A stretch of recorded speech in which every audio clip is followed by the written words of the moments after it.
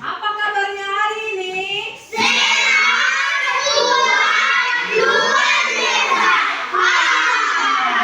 Oke. Semangat pagi hari ini? Oke, untuk memulai pembelajaran kita di hari ini, kita memulai dengan berdoa. Ayo, siapa yang mau doa? Saya Bu. Oke. Silakan kemari Fitri. Sini.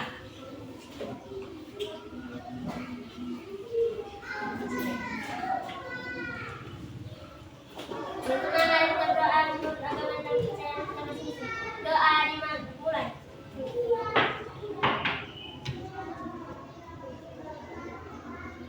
Doa selesai.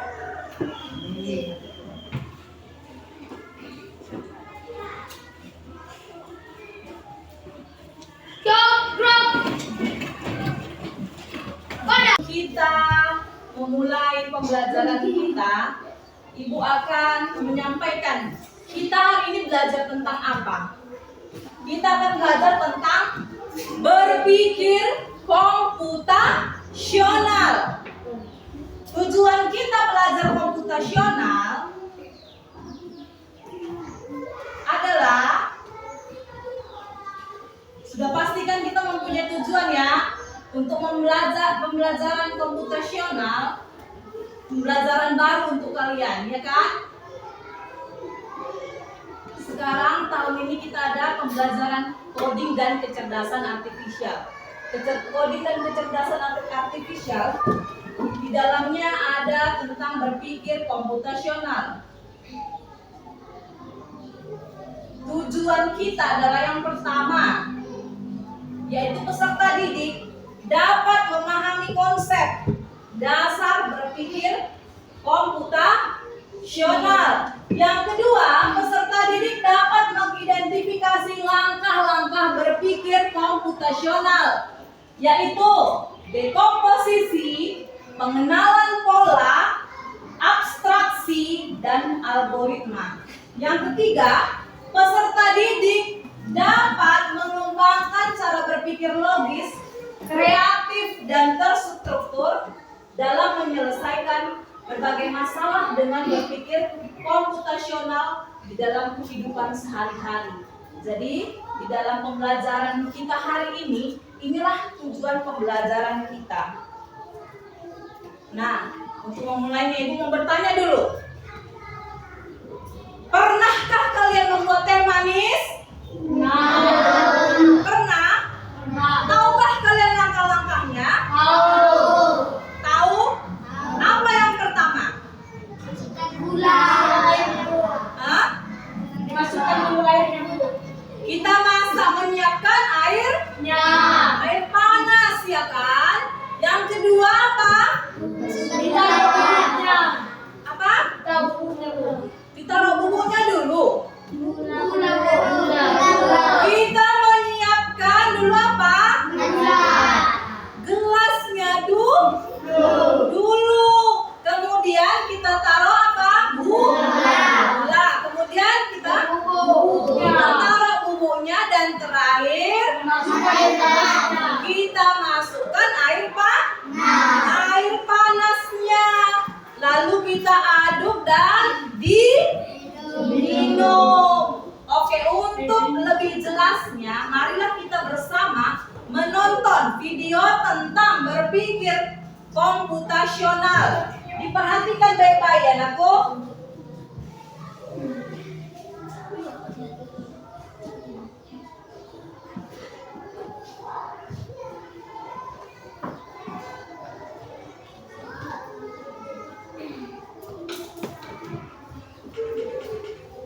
Suaranya.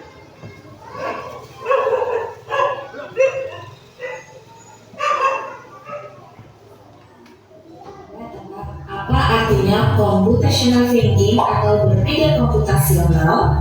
Adakah yang bermata jeli dan melihat kata komputasional di sini? Jadi mungkin ada hubungannya dengan komputer ya? Iya, betul sekali. Jempol potong yang sudah menebak dengan benar. Berpikir komputasional adalah proses berpikir untuk menyelesaikan masalah dengan efektif dan efisien. Dalam ilmu komputer, proses berpikir ini dilakukan sebelum mulai menulis coding atau pemrograman. Jika sudah direncanakan dengan baik, maka coding yang ditulis akan sesuai dengan kebutuhan dan dapat diselesaikan dengan cepat dan tepat. Tapi ternyata berpikir komputasional juga bisa dilakukan tanpa komputer dan tanpa internet loh. Malah sebenarnya kita pun sudah menerapkannya dalam kehidupan sehari-hari, mulai dari menggosok gigi, mencatat ringkasan pelajaran, hingga menyiapkan tas untuk sekolah besok. Wah, kalau kita sudah bisa menerapkannya setiap hari, berarti kita semua sudah mahir dong. Belum tentu. Contoh-contoh kamu kan menerapkan berpikir komputasional pada masalah yang sederhana. Masih banyak nih masalah yang lebih kompleks, seperti misalnya mengatur keuangan bulanan, apa yang harus dilakukan kalau kamu tersesat di tempat baru, hingga memilih jurusan dan karir. Lalu yang lebih penting lagi, ketika kamu dewasa nanti, kamu akan menghadapi era industri 4 dan bahkan 5. Di sini kamu perlu kecakapan untuk memanfaatkan dunia digital, mulai dari mencari dan memilah informasi yang kamu perlukan, hingga menggunakan informasi itu untuk membuat keputusan penting dalam hidupmu. Menghadapi masalah kompleks kehidupan di masa sekarang dan masa depan ini mirip seperti merencanakan coding yang sudah dibahas sebelumnya. Kuncinya adalah memahami masalah dengan tuntas dan mencari cara menyelesaikan yang efektif dan efisien. Nah, kalau begitu, bagaimana agar kita bisa berpikir komputasional? Sekarang kita bahas ya 4 landasan dari berpikir komputasional. Yang pertama, dekomposisi. Dekomposisi artinya membagi masalah kompleks ke bagian yang lebih kecil agar mudah diselesaikan. Misalnya, kamu ditunjuk jadi ketua panitia lomba 17-an. Maka untuk memudahkan pelaksanaan, kamu bisa menunjuk panitia bagian acara, konstruksi, publikasi, keamanan, dan lainnya. Yang kedua, pengenalan pola.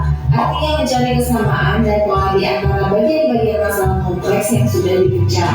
Misalnya, kamu hendak melipat dan menyimpan jemuran di rumah, maka kamu perlu bisa mengenali jemuran milik ayah, ibu, kamu, adik, dan milik bersama. Seperti misalnya kamu hendak melipat dan menyimpan jemuran di rumah, maka kamu perlu bisa mengenali jemuran milik ayah, ibu, kamu, adik, dan milik bersama seperti spray, handuk, dan lainnya. Ini karena jemuran-jemuran itu perlu disimpan di tempat yang berbeda. Yang ketiga, abstraksi. Artinya fokus pada informasi yang penting saja, mengabaikan detail yang tidak diperlukan. Misalnya kamu hendak menceritakan pengalamanmu berwisata ke luar kota. Tentunya kamu mengalami banyak hal dari mulai berangkat di bus, berfoto bersama, makan di restoran, menginap di hotel, hingga perjalanan pulang. Tapi nggak mungkin kan kamu ceritakan semua kejadian dengan detail pada teman-temanmu. Pasti mereka bosan kalau kelamaan. Jadi kamu harus menyaring beberapa kejadian yang menarik saja untuk diceritakan pada teman. Yang terakhir, algoritma. Artinya membuat langkah-langkah penyelesaian atau membuat aturan yang diikuti untuk menyelesaikan masalah. Misalnya kamu diberi daftar belanja di supermarket oleh ibu, ada minyak goreng, telur, roti, sayur, dan kopi. Lalu kamu harus buru-buru karena ibu sudah mau memasak dengan minyak goreng itu. Nah, kalau seperti ini, satu cara yang efisien misalnya mulai dengan mengambil barang yang paling dekat dari pintu masuk hingga terakhir yang paling dekat dengan kasir. Nah, itu dia 4 landasan berpikir komputasional yang perlu diterapkan untuk memecahkan masalah yang kompleks. Lalu berikutnya, apakah ada cara untuk mengasah kemampuan berpikir komputasional? Tentu ada. Selain bisa coba kamu terapkan ke masalah sehari-harimu, kamu bisa juga latihan soal untuk mengasahnya. Misalnya, gurumu akan memberikan soal-soal computational thinking di mata pelajaran matematika, bahasa Indonesia, dan IPAS dalam kurikulum mereka. Selain itu, kamu bisa ikut tantangan bebas Indonesia juga. Yuk coba simak satu contoh soal computational thinking. Dalam bis studi wisata, ada 3 kelompok anak yang akan diantarkan ke 3 tujuan berbeda.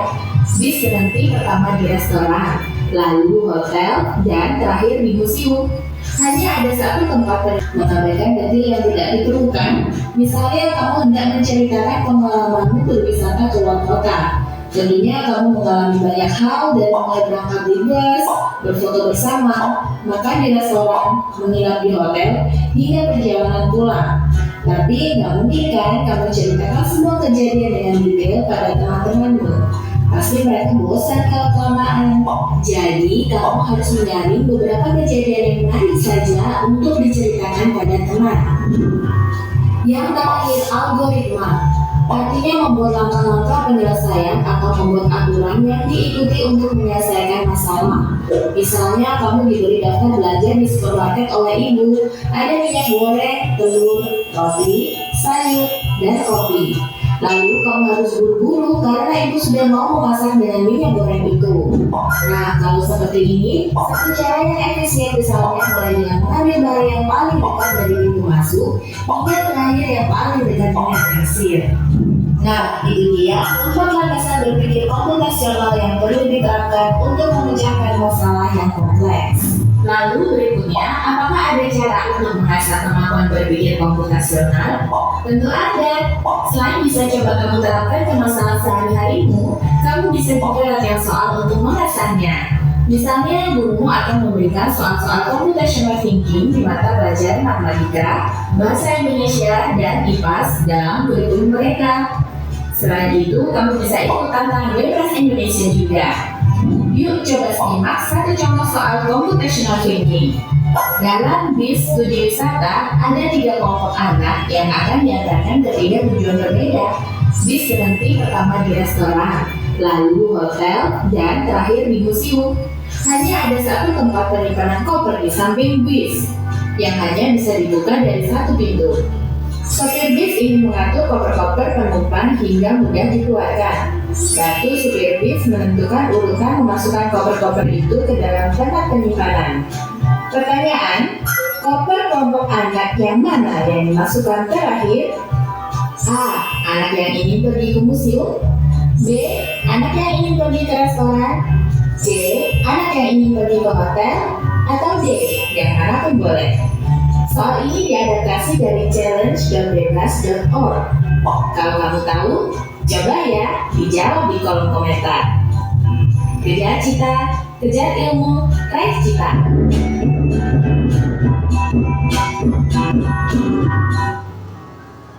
Nah, tadi ada pertanyaan. Ada sebuah mobil katanya, mau bus ya. Dia mau kemana tadi? Ke mengantarkan 3 anak yang ingin pergi ke 3 tempat, ya kan? 3 rombongan anak. Ada yang ke museum, ada yang ke hotel, ada yang ke restoran katanya. Jadi kalau misalnya si supir bus mau menyusun tas mereka, tas siapa duluan yang dimasukkan? Supaya enggak ribet lagi si supir mengambil tas ya. Tas siapa dulu? Tas rombongan yang ke museum. Beri tepuk tangan buat Christian. Oke. Kenapa dia taruh dibikinnya menyusunnya ke museum duluan? Karena anak yang rombongan ke museum itulah yang paling akhir. Jadi yang duluan ditaruh ke dalam itu rombongan museum dulu. Satu ini nanti tentang dekomposisi. Oke. Kelompok 2 tentang pengenalan pola. Kelompok 3 abstraksi dan kelompok 4 algoritma. Oke. Ibu akan menjelaskan pengerjaan LKPD-nya. Ini nanti ya. Bagian ini misalnya mana saja yang perlu dilakukan. Ya. Ini kalian dari sana. Dijelaskan ya kalau kalian nanti kalau untuk membuat ini gambar yang ini sampai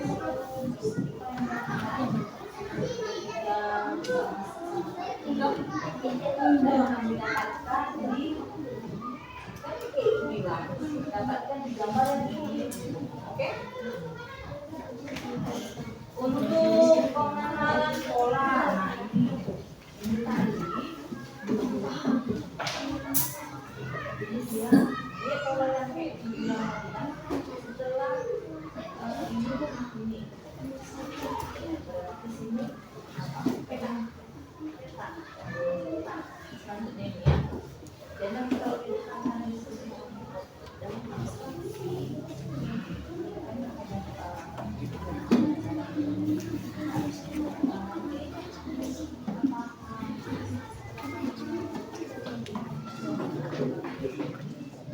pola yang kami dapatkan dari gambar di sini polanya apa?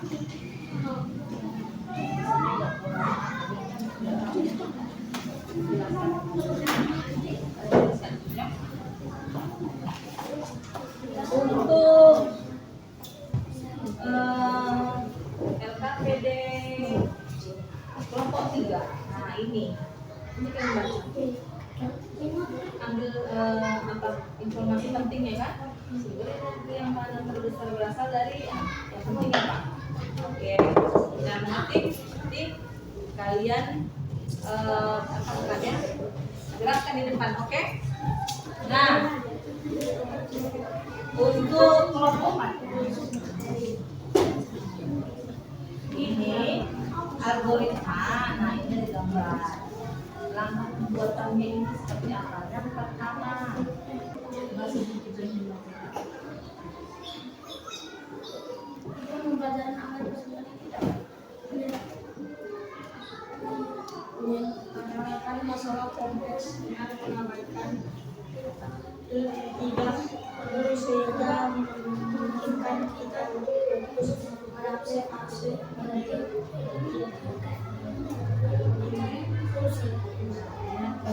tentukan sama teman. Oke.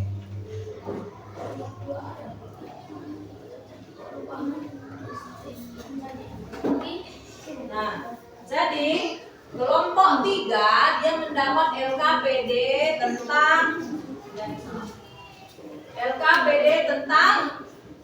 apa? Abstraksi. Apa tadi abstraksi? Hah? Dia menyederhanakan masalah kompleks dengan mengabaikan detail yang tidak perlu. Jadi dia mengambil informasi yang penting saja. Yang informasi yang lain yang tidak perlu tidak diabaikannya. Contohnya di sini dia mendapat tugas apa ini? Apa namanya? Hah? Ini tentang apa? Teka-teki silang. Jadi ada di sini menurun dan mendatar. Sumber energi panas terbesar berasal dari Dan kami ingin LKPD apa? Mereka mendapat LKPD algoritma. Oke. dan kami ingin mempraktikkan cara membuat kapal. Pertama kami ingin menggambarkan bentuk benda, dan setelah itu kami menggambar segi panjang, dan kami juga menggambarkan lingkaran ataupun bulat, dan setelah itu kami membuat berbentuk segitiga di kiri kanan kapal, dan akhirnya selesai. Terima kasih. Nah, kelompok 4 mendapat LKPD tentang algoritma, di mana di dalam LKPD-nya ada sebuah gambar apa? Gambar apa? Perahu. Untuk membuat perahu ini, apa saja di dalam? Tuliskan langkah-langkah untuk menghasilkan gambar ini, katanya. Jadi hal yang pertama dilakukan kelompok ini yaitu menggambar dasarnya, yaitu berbentuk jajar dan panjang. Kemudian dia membuat tiangnya berbentuk persegi panjang.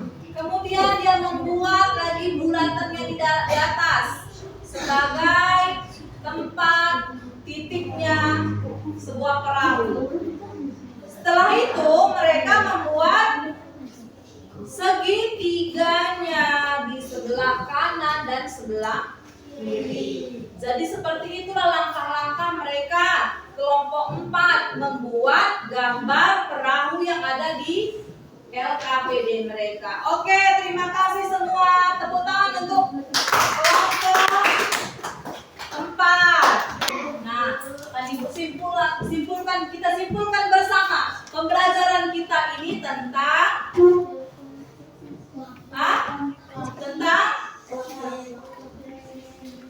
tentang apa? Berpikir komputasional, ya. Dibagi menjadi 4 konsep. Yang pertama apa? Dekomposisi itu seperti apa? Apa tadi kelompok 1? Apa? Kuat suaranya.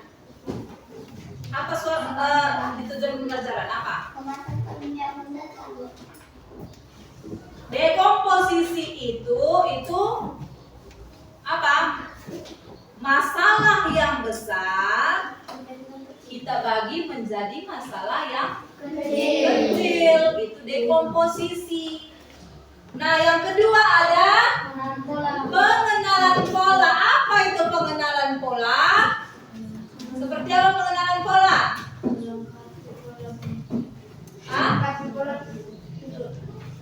Apa tadi tujuannya? Apa pengenalan pola? Apa pengenalan pola? Ayo kita simpulkan bersama, yuk. Pengenalan pola adalah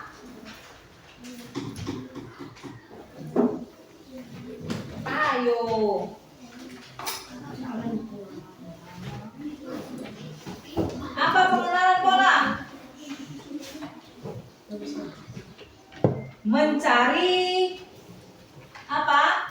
Kesamaan di antara bagian-bagian yang sudah dipecah-pecah. Jadi kalian mengenal pola, mengenali pola-pola yang sudah kalian diberikan pada kalian kenali pola-pola itu. Makanya seperti kelompok 2 tadi, dia mengisi pola-pola yang ada pola yang kosong, tahu dia mengisinya karena dia sudah mengenali pola sebelumnya. Yang ketiga itu ada abstraksi. Apa abstraksi? Abstraksi apa?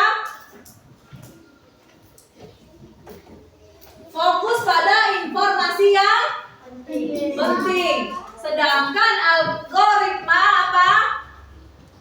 Menyusun langkah. Nah, Ada kepercayaan kita masing-masing bahwa dibuat yang khusus berkata supaya pembelajaran yang dibahas atau bisa supaya kami bisa kami sampaikan ke ini dua anakmu amin. Nah, pembelajaran sampai sini pembelajaran kita. Ibu ucapkan selamat siang anak ibu semua.